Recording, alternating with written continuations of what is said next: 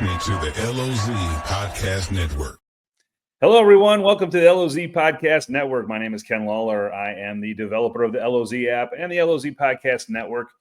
And the Podcast Network is a great forum for all the things going on around the lake. And we have programs for realtors. We have programs for restaurants. We do stuff. We talk to everybody around the lake. And today we get to talk to David Payne, the CEO of LOBR. David, how are you doing? I am great, Ken. How are you doing today? Awesome. So in case you guys don't know, the LOBR is the border realtor on the west side of the lake. And actually, you guys are more than the west side, right? I mean, you go a lot of different places. Yeah, actually, we cover the four counties, four-county area. That's our jurisdiction. We're chartered in 1947 by NAR. So we've been around for a little over 75 years, working on it. Now, tell us, I'd like to get the review of the last 75 years, but how about the last couple? Let's just start with that. Well, actually, Ken, I came on board right after COVID. It was 21, in February of 21. And at the time, COVID had just changed the entire game for realtors, for everybody. So it was a transition period. It was a really trying to figure out, what it was going to look like and what the association was going to do. And I think everybody was really doing that at the time. It was, we were just coming out of COVID. One of the greatest things, though, about that experience, aside from the COVID, is that it did generate a tremendous amount of interest in real estate down at Lake the Ozarks. Boy, it did, didn't it? I mean, you talk about people coming from everywhere to Lake of the Ozarks. And I mean, you see people coming from Iowa and Kansas and Illinois all the time. Now we're seeing people over COVID, California, Utah, Nevada. I mean, everywhere. It was amazing. It's a huge interest, drew a lot of attention. The national news, telling we were killing everybody, didn't hurt. Folks showed up down here in droves, and carrying a lot of cash, tons of cash transactions. This is a vacation home, a second home market. So they were showing up, ready to buy, willing to buy. They paid higher prices in a lot of cases. Maybe than the properties were appraised at, but the end result was we sold a ton of houses, and there was a large influx of people. Now, having said that, we also killed off a lot of the rental market, a whole lot of the workforce and housing, labor housing. So that did change things in the market down here. Now, having said that, we had to make a decision as an association. We've been around about 75 years. What are we going to do? What's our next step? So we sat down with the board of directors. We got a strategic plan. We built a business plan, and we decided to invest in the board. So when I came on, it was just me. I was by myself, and we were just basically keeping the association afloat, paying the bills, and taking care of membership the best we could. We decided to invest in the association. We brought in association coordinator Kim Bracken. She is fantastic. We'll actually meet her at a later time. There's no one better than Kim. I think Kim, and we're going to get her on an episode coming up. I know we are. I'm going to sneak her in somehow, but she is amazing. I couldn't agree with you more. Matter of fact, she changed the way that we did business here. The amount of work that she was able to take on, this work that she was doing, the help that she was, and then the partner. We really do this as a partnership. This is about her and I working together as a team to provide the best possible service we can. Our desire was to create an atmosphere where we were member-driven, member-centered, and everything that we did needed to address a need of membership. Is there a return on our investment to our membership? So I tell you, we've made massive improvements. We've made massive gains in our membership. We've had a tremendous amount of opportunities to expand services and benefits to membership. We've done that repeatedly over the years, just more and more. Every time we turn around, there's something else that we're able to offer. We're doing opportunities to provide services that assist our members in being as successful as they choose. The thing I've said repeatedly, and I think this is really important, is that it's in my best interest as the CEO of this association that all of my member realtors are as successful as they want to be. And I want to help them get there any way I possibly can. So we're going to provide tons of resources, and we do, to give them access to learning, to professional development, so that they can, really honestly just be as successful as they want to be. It's their decision, and we want to provide them all the resources we can give them to achieve it. That's our goal.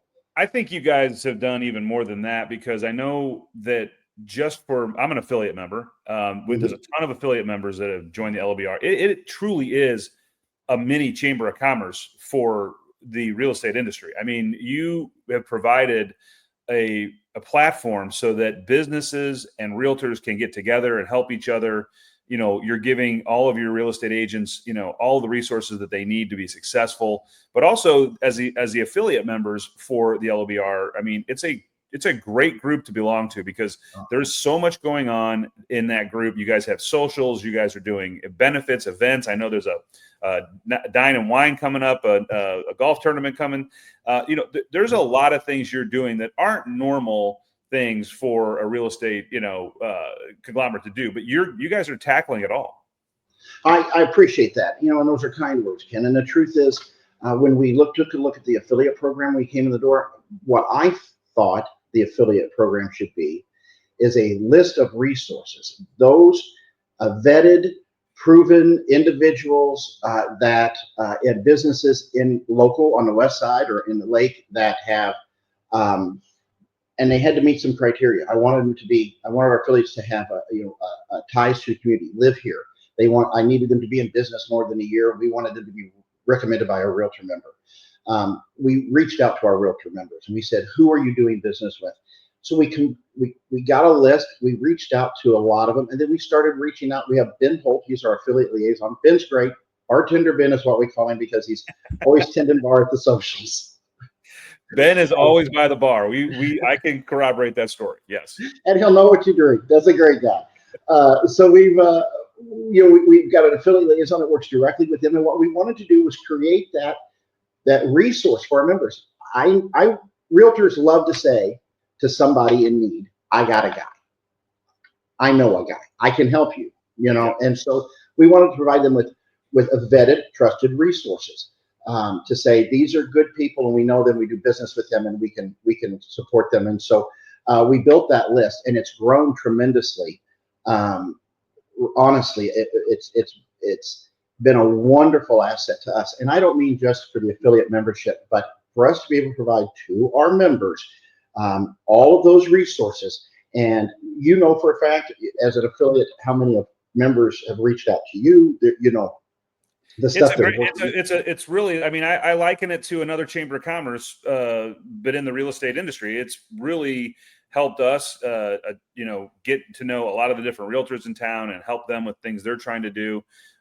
Plus, I mean, look, you guys built an amazing facility too. Like the Taj Mahal of real estate groups.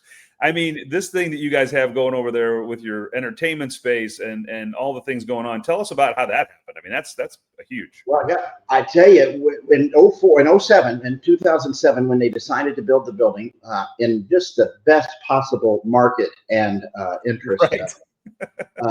Our association said, well, we're going to do something. So it was fantastic. Found a piece of land, bought 5 acres right over here in Sunrise, and we started building the building. And I got to be honest with you, it's a half and half membership. Some membership was not thrilled. They didn't, weren't sure if we were doing the right thing. Was this the right time?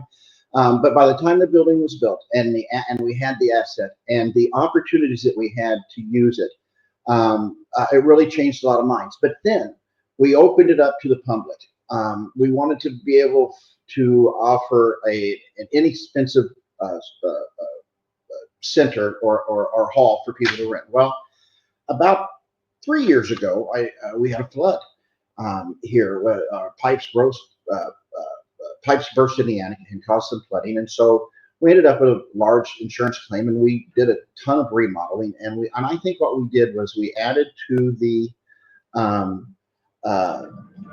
hall a way that it used to look like a church gymnasium, but it's a much more how's the presentation? And I got to be honest with you, adding the paint, the carpet, we have a very nice kitchen area, a commercial kitchen, large space. We hold up to 167 people. It's been open to the community, to the county, to the city. We've done all sorts of events here, but we hold a lot of our socials. We hold all of our events, our membership events. And so it's been a tremendous asset for us to have this facility. And it gets us to get everybody together. One of the things that all of our affiliates want is to make sure that they can have access to our membership. They want to be in the same room. They want to have the conversation. So we can put them together, different events throughout the year. Of course, we try to stay out of summer, as you know, a little right. busy for folks in the real estate in the business. So we try to stay out of summer. But more importantly, when we do offer opportunities, it's safe. There's lots of parking. I mean, we've got a great facility. It's paved. We got tons of lighting. Folks are safe here. It's all ADA compliant. No wonder the county and the city and folks love to use it. But really, our membership benefits from it. Our affiliates benefit from it. We get together. We have great lunch and learns and feed your brain breakfast and opportunities to expand and the resources of most of our membership and introduce them to new affiliates at all times. So it's a huge benefit to us. And I mean, it's hard to miss now because there's a brand new big bright billboard sign out front that you guys did, which is amazing because you're giving shout outs to affiliate members. You're telling them what's going on. I mean, you guys have really made it into quite the complex. Thank you. And I got to tell you, the sign, we talked about it 2 years ago. It was going to be a small sign kind of down in the front. And I don't know, by the time it ended up, we've got a 12 by 10 electronic LED video screen. So it is great. So what's going on? What's going on now? So what, that's kind of the past where we've been. What's the big thing that's happening now for you guys? Well, I got to say that last year, and part of the process of developing benefits for membership and talking about what we can do. One of the things we looked at in our budget, and we said, we're paying a lot of money for continuing education credits for our membership. And that's something that's required by National Association every couple of years. And so the cost was there, and we kept thinking, this is just a static cost every couple of years. What can we do? We thought about a school. How about developing a school? Lots of associations have schools, Ken. Lots of associations have schools. Now, here's the difference between us and them. They have a school so they can run their CEs, their continuing education credits, through their school and into the state, and they bypass other organizations and companies where they have to pay for additional charges for that. So that's the intent. That's for most associations who have a school. Our intent was to actually open an active school. So we teach pre-license classes in person, we teach brokers classes in person, and we teach professional development classes in person, and then we have all of that online as well. So we decided open a school, LOBR School of Real Estate, offer in-person and online classes, and in such a way that we are working with them to be successful. In much the same way we approached our membership and our member-centered, member-driven, we wanted to approach the school in the same way. How do we help them, those individuals in this class, be successful in their real estate career? One of the ways we do that is by pass rate. The first-time pass rate is the only thing Missouri looks at. They just look at a first-time pass rate. So it's kind of funny because a lot of folks will pass it on the second or third try. You'll have realtors that'll say that, I didn't get it the first time, but that's what Missouri looks at. And one of the things that's helped us tremendously is our master instructor, Barb Head, and she is fantastic. As a matter of fact, well, let's bring Barbara in. This is a good time to bring her in and talk to her, I think. Yeah, you got her standing by too. This is not the old show, This Is Your Life, where they bring somebody on the screen. And this is kind of like that, but we're going to bring Barbara Head on, the headmaster. So hold on one second. Let's get her in here. Hello, Barbara. How are you? Good morning, guys. I'm great. How are you? Dave started talking about you, and I snuck you in because I said, I got Barbara in the background. She's ready to talk about the schools. Well, absolutely. It's a passion of mine. So I'm very happy to be here. Thank you. So you are the headmaster of the school. You are the one who teaches all these classes, right? I mean, this is your baby. That is correct. Yes. So tell us a little bit about, okay, I'm somebody out there. I've thought about getting into real estate. Maybe I've seen some friends of mine have gotten into real estate. I don't know where to start.